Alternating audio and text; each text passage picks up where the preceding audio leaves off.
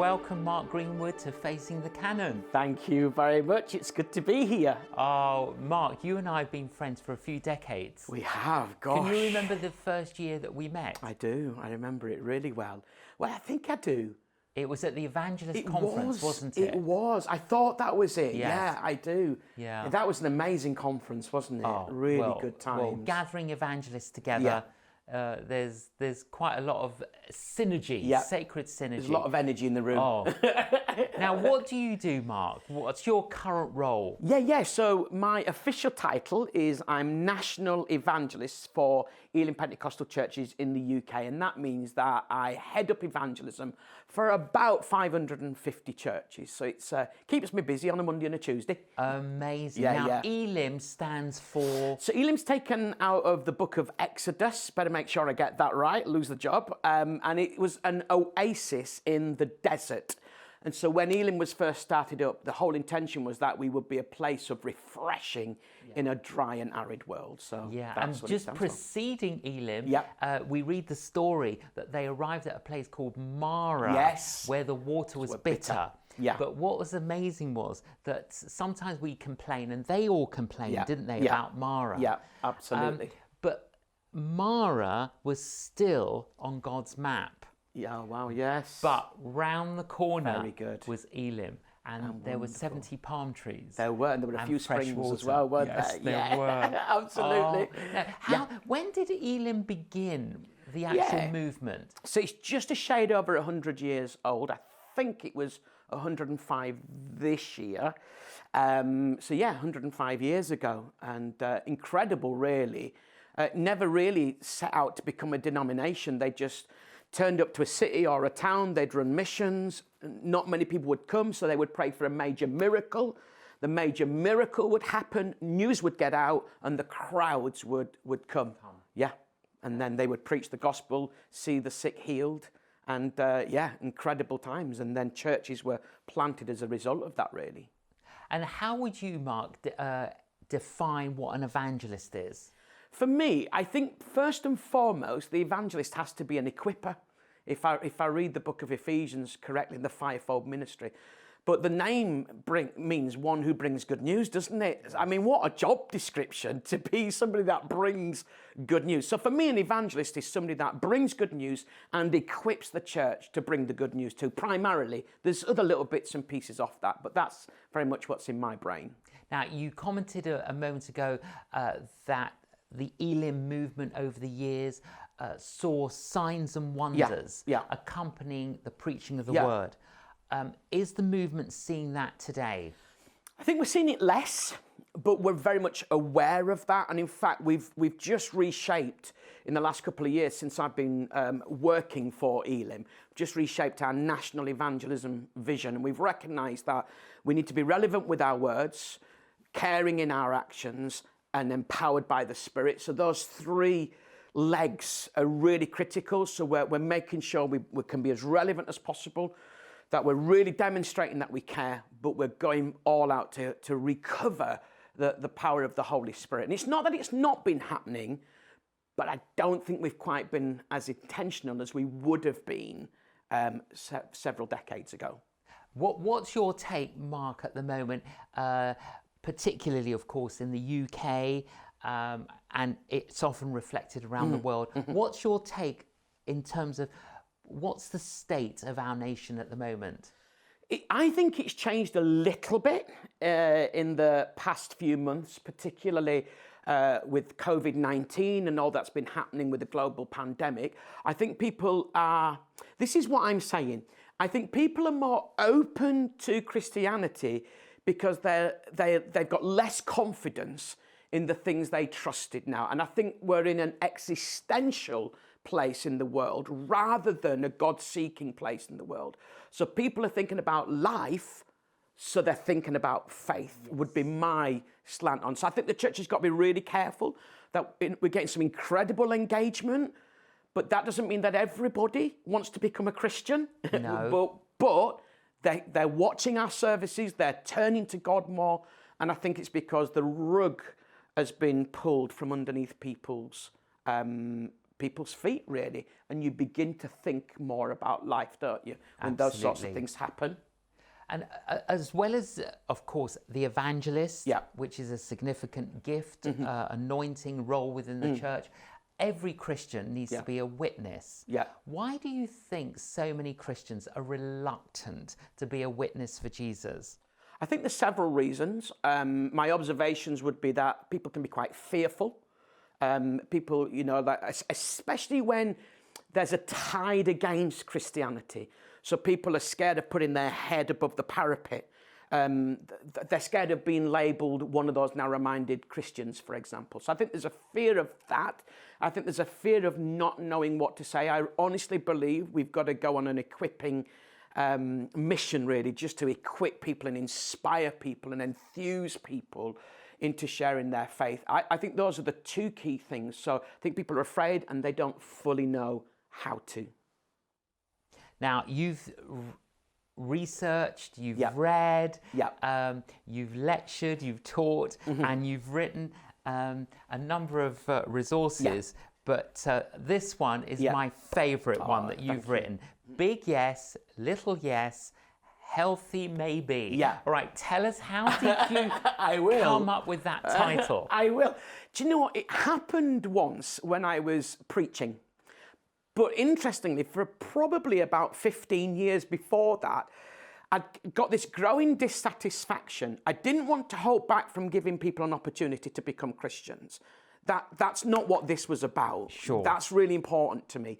But what I did feel is we need to place a bit more value on the journey that people go through to come into faith and the key steps along the way. And so I was just preaching evangelistically. I did the classic evangelistic appeal. And then I just said, but it might be that some of you are here today and you're not ready to say, I guess what you might call a big yes to God. But I wonder whether you might be willing to make an intentional decision to find out more. And I just casually said, I guess it's like a little yes. That you're not maybe saying yes to God, but you are saying yes to investigating really intentionally.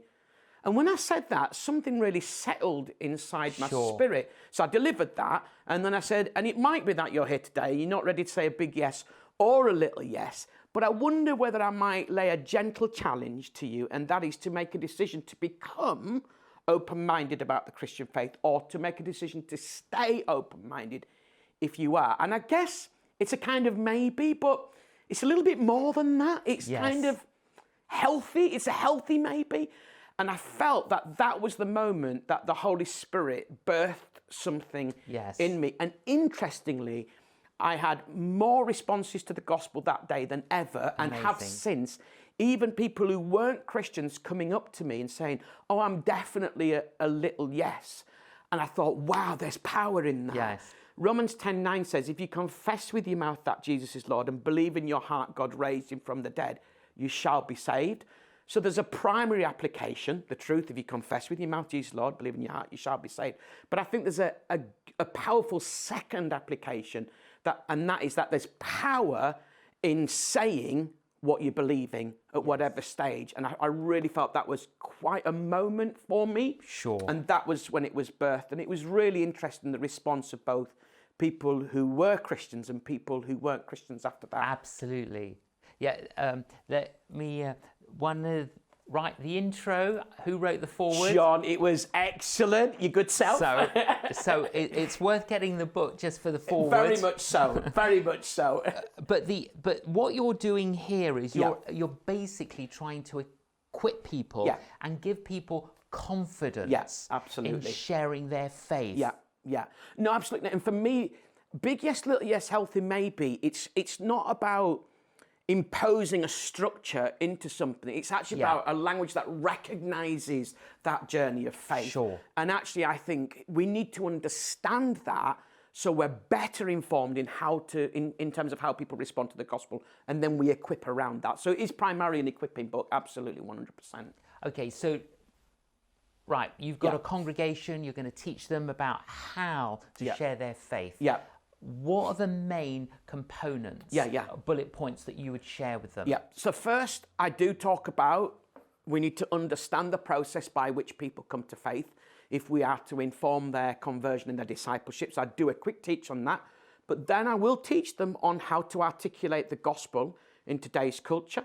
I'll talk about how to tell your story, but the story of your story. Because so often we preach our testimony and we want people to tell the story. So I taught them about storytelling and building story, so that the narrative of your life, so that you can articulate what happened to you in terms of faith. And then I talk about how to handle tricky questions. The number one way, John, that we get into sharing our faith these days is when somebody asks us a question, and yet it's the thing where that we fear the most and we're the least well equipped. That's why it was thrilling when you wrote that book for the questions. And I think lots of adults have found that really helpful, haven't they? Yes. And then also I teach people how to lead somebody to Christ and what you do in those early days. So it's quite a broad gambit, really. But I think all of those components are really important. Do you think some or many Christians will speak about Jesus, will maybe tell a little bit about their story, but then they stop and not lead someone to Christ? No, absolutely. Okay, so how do you move from sharing and talking about Jesus to leading someone to Christ? How do you do that, Mark? So I want to say two things on that. First of all, I love that scripture that says, make the most of every opportunity. That doesn't mean fill it with as many words as you can. So making the most of the opportunity sometimes is just sharing a little bit. So you can say too much. But then I also do believe often we don't say enough. Yeah. And I think it's because we're scared of people saying no. And so what we do is we don't give them an opportunity to become a Christian. That's a little bit like me taking you to a restaurant and saying, look at this wonderful menu, John. You can have all of this. And then I'll eat it, but don't give you an opportunity to choose. So what I do is I say, look, if the conversation's gone really, really well, then you don't need to pray for a word of knowledge. You don't need to pray for some divine moment. Just say to somebody, would you like to become a Jesus follower or a Christian? Or if you've developed a particular thread or theme, like God's love, then would you like to receive God's love? But then I'll actually say to people, there's three ways that you can respond to what you've heard today. And I do this in a personal as well as in a preaching context. And then I'll go through big yes, healthy maybe. But I start with big yes because I don't want people to go for the healthy maybe first. So I want to give people the opportunity if they're ready to receive Christ. So I think we just ask, John. If it's gone swimmingly well, then just go for it. And they're not rejecting you if they say no, that's fine. Well, the analogy I often use, Mark, is a woman's expecting a baby and then her waters break. And then we say, oh, push it back up. Absolutely. That doesn't make sense. And in a spiritual way, if you sense that someone's waters are broken, come on. Absolutely. It's time to be born again. Definitely. And we shouldn't be afraid of using biblical images. Absolutely. Sometimes people 100%. Mock the idea of born again, but actually Jesus said that. Yeah, absolutely. And so we should say, hey, do you want to be born again? Definitely. The one I really like is, Revelation 3:20. Jesus stands at the door and knocks. It's a good one. Do you want to open the door? Do you want to let him in? Absolutely. And I find you say that to people definitely. and they go, yes. Well, it's a helpful analogy, isn't it? Opening the door. Absolutely. But I always feel it's good to go for a response of some sort when you've shared something of your faith. So you might not have shared the whole gospel. You might not feel it's a salvation moment. But can I just give an example? Absolutely. So I'm on the way back from London. This is true story. Yes. I'm sat in this carriage and there's a lady there who long story short, we get into conversation. I find out she's in marketing, consultant in marketing. So then she said to me, oh, what do you do? I said, well, actually, I'm in a very similar industry to yourself, and I've created a sort of marketing approach that's quite innovative and unique. I've written a book on it, or I'm writing a book at that stage on it. She said, oh, where do you work? I said, I work for an organisation called The Church. She said, oh, I'm a bit shocked by that. Yes. I said, what about? She said that you're talking about marketing and church. And I said to her, look, you'll be aware in marketing, half the battle is selling something to people when they think they don't want it. Yeah, get that. So I said, here's my marketing. So I talked her through big yes, healthy maybe, She loved it. Yes. She absolutely loved it, particularly when we got to the healthy maybe. Okay, so we had an amazing conversation. It wasn't a salvation moment per se, but I didn't want to leave it there. So I said to her, just out of interest, would you be a big yes or a little yes or a healthy maybe? And she said, I'm definitely a healthy maybe. Yes. I said, what would it take for you to move from healthy maybe to little yes? Yeah. She simply said, I just don't know how to do it. Yeah. I said, I think I can help you. Great. Can we have a conversation? So I think that's a response that's appropriate, making the most of that opportunity. Absolutely. So always go for some kind of response. I think it's really, really important. No, definitely. And then, of course, the difference between her and you is that your product, Jesus, is free. Absolutely, absolutely, 100%, definitely. Isn't it? It's a big difference, to be fair. Absolutely. What's great, Mark, is, I know that you're an evangelist, but also you are a witness in your Jerusalem, in your community. Yeah. So how have you reached out to your neighbours and friends? How have you done that? Yeah, for me, John, you're absolutely right. It's critical because before I'm an evangelist or a minister in the church or a leader, I'm a Christian. And as a Christian, it's my responsibility to witness to my Jerusalem. So I've done it in lots of different ways. Every Friday, at the moment through lockdown, every Friday, I've invited a mobile barista. So he comes into our street and we all come out and have really lovely coffee in my street. So we have a kind of relational, and then from that, bits of conversations happen in neighbours' gardens and that kind of stuff. So you facilitated the barista? Yes. You organised that? Yeah.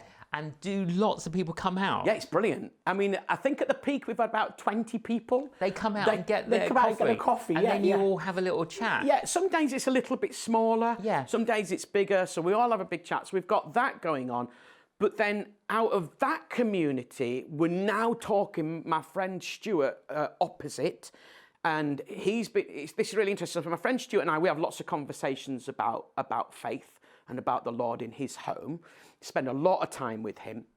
And then he's been having a conversation with his neighbour across the fence, and she's interested.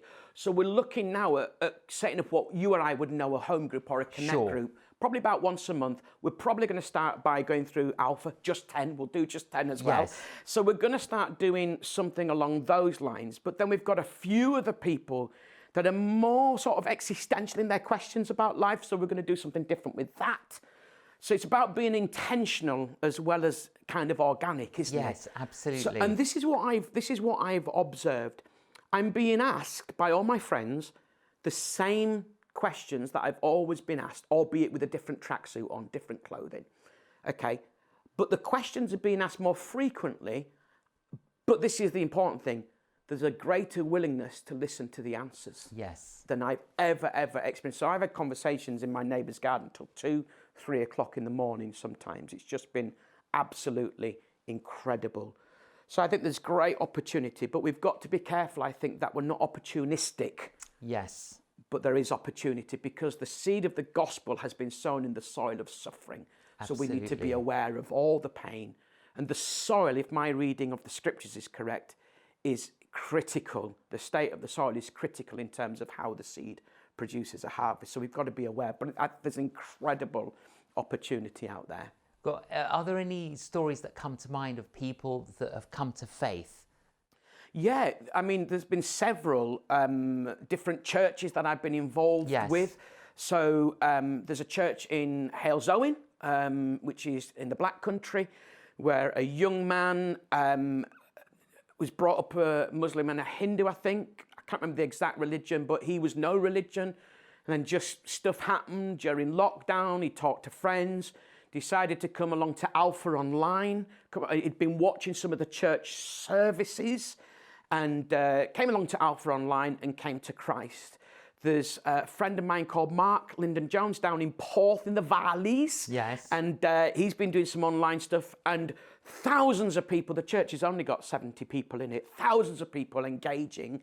And he now sees himself as a pastor to his online community as well as his church community. But as he's been to do doorstep pastoral visits with his congregation, neighbours have been coming out and he's been praying for those. And they've then started to engage with his prayer meetings online. People who are not Christians engaging with the prayer meeting. Yes. So there's loads of fantastic stories out there of people that have come to Christ, but also loads of fantastic stories about people connecting with church and going on a journey. The church that I mentioned in Hales Owen, I was chatting to the minister, who's actually a mutual friend of ours, Leon Evans. Yes, you would know that's Leon. right. He was telling me that a lady contacted him and said, look, I've not been to your church, but I have been watching your online services. And she said this, thank you for creating a row behind the back row. Very good. And wow. And she said, I know that eventually I'll move to the other rows, but right now I need the row behind the back row. Excellent. Isn't that incredible? Yeah. And again, it's this awareness of where a person is on their own journey. So that I just think there's some wonderful stories of stuff happening out there. That is so insightful, isn't it? Isn't it the just row behind the back row. The row behind the back row. Very good. Tell us about some of the resources that your Elim stream have got that people might be interested in. So we're creating a whole bunch of resources for online. We're partnering with a few organisations. So Christian Vision is really good. They provide some quality outward-facing social media. So that's a great organisation. I've got some of my own resources on my website, which is www.revmarkgreenwood.com. So there's some books there to help you answer tricky questions, things like Big Yes, Little Yes, Healthy Maybe. We've also got some little gospel booklets that people can use. That's available through Elim. But then we've got a whole bunch of events. I guess the best thing would be if people want to chat through how we could maybe help them and what resources we can specifically push their way. One thing I am doing, John, which is a freebie. If I was writing Big Yes, Little Yes, Healthy Maybe today, I would have an extra chapter on Big Yes, Little Yes, Healthy Maybe online. So I've written a special ebook on Big Yes, Little Yes, Healthy Maybe online. That'll be available very, very soon. Good. Free. So, Mark, how would you sum up the good news of Jesus Christ? Yeah. Okay. How would you explain that to someone who doesn't know what it is? Yeah. What is the gospel? For me, I think it's that God has a plan for our lives, but we've lived life according to our own plan, and that this has disconnected us from God. And we put a huge amount of effort into trying to make life make sense, but life only makes sense when God is in the center. And there's nothing we can do to make life make sense or get God in. 2,000 years ago, Jesus came down to planet Earth, showed us what God wants to do in our lives by living and demonstrating God's power and God's love. Then he took the punishment for the wrong of the whole world, came back alive, and today we simply need to say yes to God to start that next critical part of the journey with him. That's a nutshell. If I was sharing that with somebody, I'd unpack it a little bit, illustrate it a little bit, because sometimes we're in such a rush to get everything across that we get nothing across. Yes. So I think it's important that we just unpack and explain. But that would be my headlines of the Christian message. There's no religious words in there. I think that's really important. And you've known the Lord for how long? Oh gosh, so it was 1982. And what happened to you? So I'd been grounded, John, for about 6 weeks. I've been a naughty boy. And in the middle of that grounding, a gentleman came and knocked on the door of our home. My dad opened up the door. There's this guy called Brian, who had only 5 or 6 days previous become a Christian himself. He's got a big smile on his face. And this is what happened. He went like this. What do you think about life after death? Which is a bit freaky, isn't it, really? But that was such a powerful question, because my dad, his best friend, had died at sea a couple of years previous. My dad was an atheist, but he asked himself the question in that moment, or made a statement, there has to be more to life than this. So that was a really poignant question. Wow. Set us on a journey. He looked like he had something. Your whole family? Whole family. And within 6 weeks, we'd all become Christians. So your dad took it seriously? My dad took it seriously, as did my mum. my sister and my brother and myself, we became Christians over a sort of 4, 5, 6 week period. And The whole family? The whole family. Because someone knocked on the door. Yeah, yeah. And the interesting thing is, John... And a young Christian. Young Christian. He'd only been a Christian 6 days. And here's the interesting thing. He'd been out with the senior minister of the church who'd been doing all the door knocking. Yeah. And it had been a tough night at the office. They'd had a lot of doors shut. And Godfrey said, should we just go home? Brian said, no, let's do one more. And let me knock the door. Oh, and that was his first door? That was his first door. Let me do one more. Do you remember that film, was it Hacksaw Ridge? Yes. Just one more. Just one more. Just one more. Let's do one more. And Brian knocked the door, and God was at work behind that door. That is incredible. What a story. It's incredible, isn't it? Did you meet Brian subsequently? No. No. No. Never met him He before. was the person that basically kick-started Absolutely. your journey of faith. Absolutely. And interestingly, he's an evangelist, Brian, out and out evangelist. So he got me involved then with like street evangelism. Do you remember the sketchboard, John? Yes. So I started doing Open-air sketchboard. campaigners. Open-air campaigners, yeah. So I started doing sketchboard with Brian on the streets. I started going around Salvation Army hostels when I was 13, singing with my guitar. Amazing. Absolutely. So yeah, he played a really critical part in my journey. But yeah, it's 5, 6 days. I mean, what a way to start doing door-to-door work. That is pretty inspirational, actually. Isn't it just? So really, you know, for any of our viewers, look, it doesn't matter how young you are in the faith. Absolutely. If you step out, God will honour that. Absolutely. And in your case, your whole family came to faith. Absolutely. You were called to do the work of an evangelist. Definitely. And now you're introducing so many people to Christ. Absolutely. And if we're not careful, John, as well, I think we can focus on the big no's in the evangelism. And there are those, but actually... Absolutely. What about the healthy maybe in the Greenwood family? That became a little yes, that became a big yes. So important, isn't it? We've got to sow the seed. Just keep going. For a time such as this. Absolutely. Absolutely. Mark Greenwood, you're an absolute tonic. Thank you for joining us. It's a pleasure. Facing the Canon. Thank you for having me.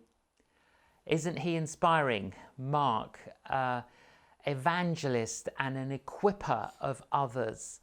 You know, that's the essence of this amazing good news of Jesus Christ. That we've just got to take it and share it with other people. Mark, every time I'm with him, I'm kind of truly inspired. And I feel a challenge in my own heart today to keep being intentional about sharing good news with others. And I hope you'll tap into some of Mark's resources. Thank you so much for joining us on Facing the Canon today, and look forward to you joining us again.